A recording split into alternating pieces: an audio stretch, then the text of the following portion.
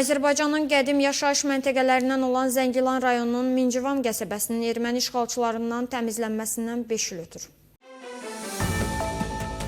2020-ci il oktyabrın 21-də Mincivan qəsəbəsi ilə yanaşı rayonun Babaylı, 3-cü Ağalı, Sarıl, Xumarlı, Hacallı, Xurama, Cahangirbəyli, Turabad, İçəri Müşlan, Qıraq Müşlan, Məlikli, Üdgün, Baharlı, Cəbrayıl rayonunun Bayland, Papı, Tuluz, Tinli kəndləri, Füzuli rayonunun Gecəgözlü, Aşağı Seydəhmədli və Zərgər kəndləri işğalçılardan azad edilib. Mincivan qəsəbəsi Araz çayının sahilində düzənlikdə yerləşir. 1795-1798-ci illərdə aclıq nəticəsində Cənubi Azərbaycanın Mincivan kəndindən gələn ailələrin məskunlaşması nəticəsində yaranıb. Oradakı kəndin adı da yeni məntəqəyə çevrilib. 19-cu əsrdə Zəngəzur qəzasında Mincivan adlı 2 kənd qeydə alınıb. Qəsəbə 1993-cü ildə Ermənistan silahlı qüvvələri tərəfindən işğal edilmişdi. İşğala qədər qəsəbə ərazisində yaşayış binaları, məktəblər, kitabxanalar, uşaq bağçaları, dəmir yolu stansiyası olub. 1-ci Qarabağ müharibəsindən sonra ermənilər bütün yaşayış binalarını, məktəbləri, kitabxanaları, uşaq bağçalarını məhv edib. Dəmir yolunu sökərək aparıblar.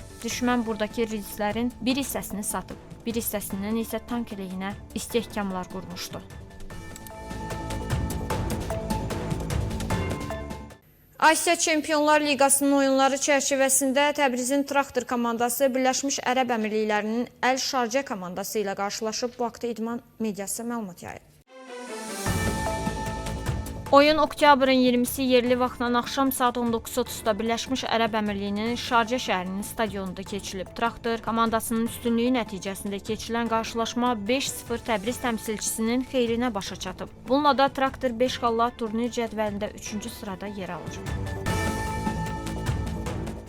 İran təhlükəsizlik məmurları İslam dininin Bəhai təriqətinə mənsub 9 bəhainin evinə hücum edib, axtarış aparıb və onlara məxsus şəxsi əşyaları müsadirə edib. Bununla bağlı İran İnsan Haqları Təşkilatı məlumat yayıb.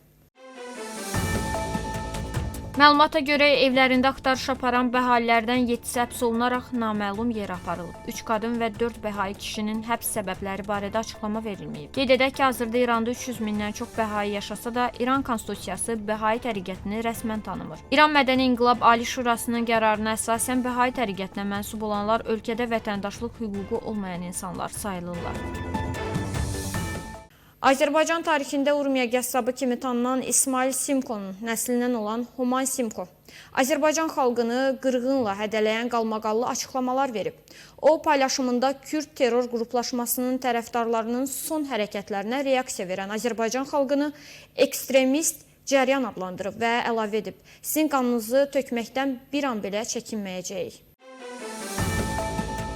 İsveçdə yaşayan Simko media nümayəndəsi kimi tanınır və Kürd mediası bundan əvvəl ailəsinin keçmişi ilə bağlı ondan dəfələrlə müsahibələr almışdı. Özünü akademik xadim kimi təqdim edir və İsveçin universitetində elmi işlə məşğul olduğunu iddia edir. Onun sosial şəbəkələrdəki son açıqlamaları azərbaycanlı fəallar və istifadəçilər arasında geniş reaksiyalara səbəb olub. Dünən səhər saatlarında təhlükəsizlik məmurları Tehranda yaşayan jurnalist və ictimai fəal Mərziyə Rəsulinin evinə hücum ediblər. Bununla bağlı İnsan Haqları Təşkilatları məlumat yayıb. Məlumata görə məhkəmə arayışı olmadan jurnalistin evində axtarış aparılıb, ona və həyat yoldaşına məxsus əşyalar müsadirə olunub. Axtarışın səbəbləri barədə açıqlama verilməyib. Mərziyə Rəsuli Şərq və Etimad qəzetlərində işləyib. Qeyd edək ki, 12 günlük İran-İsrail qarşıdurmasından sonra media qarşı təzyiqlər artıb və 150 jurnalist işdən qovulub. Azad İnformasiya Axınının Müdafiə Təşkilatının son hesabatına əsasən, cari ilin ilk yarısında İranda 46 jurnalist və media qurumuna qarşı cinayət işi açılıb. Qazaxıstan və Azərbaycan təkcə dost dövlətlər deyil, həm də qardaş xalqlar və millətlərdir. Bunu Qazaxıstan prezidenti Kasım-Jomart Tokayev Astanada Azərbaycan prezidenti İlham Əliyevlə təkbətək görüş zamanı deyib. Ona görə də sizin ölkənizlə çoxşaxəli əməkdaşlığın inkişafı bizim üçün böyük prioritetdir. Üstəlik Azərbaycan sizin güclü liderinizdən öz mövqelərini xeyli möhkəmləndirib, beynəlxalq arenada nüfuzunu artırıb və dünyanın sizə aid hissəsində regional güc kimi çox mühüm rol oynayır. İqtisadi-ticari əməkdaşlığın, hətta siyasi tərəfdaşlığın inkişaf etdirilməsi və bizim üçün təxirə salınmaz və çox mühüm vəzifədir. Qazaxıstan dövlət başçısı vurğulayıb. Amerika prezidenti oktyabrın 20-sində deyib ki, o ekstremist Həmas qruplaşmasına, İsraillə atəşkəs razılaşmasına əməl etmək şansı verəcək. Lakin xəbərdarlıq edib ki, əgər qrup bunu etməkdə tərəddüd edərsə, o yox ediləcək. Donald Trump Ağ Evdə Avstraliyanın baş naziri Anthony Albanese qəbul edərkən jurnalistlərə açıqlamasında Həmas çox zorakılıq nümayiş etdirib, lakin artıq İranın dəstəyinə malik deyil, artıq heç kimin dəstəyi yoxdur. Onlar özlərini yaxşı aparmalıdırlar, yaxşı davranmasalar kökləri kəsiləcək deyib. Xatırladaq ki, Həmas Amerika və Avropa Birliyi tərəfindən terror qruplaşması elan edilib. Trump Amerika qüvvələrinin Həmasa qarşı mübarizədə iştirak etməyəcəyini vurğulayıb və bildirib ki, bir neçə ölkə Qəzzanı sabitləşdirmək üçün beynəlxalq qüvvədə iştirak etməyə razılaşıb. Bu saata çatdıracağımız əsas xəbərlər bunlardan ibarət idi. Sağ olun, sağlam qalın.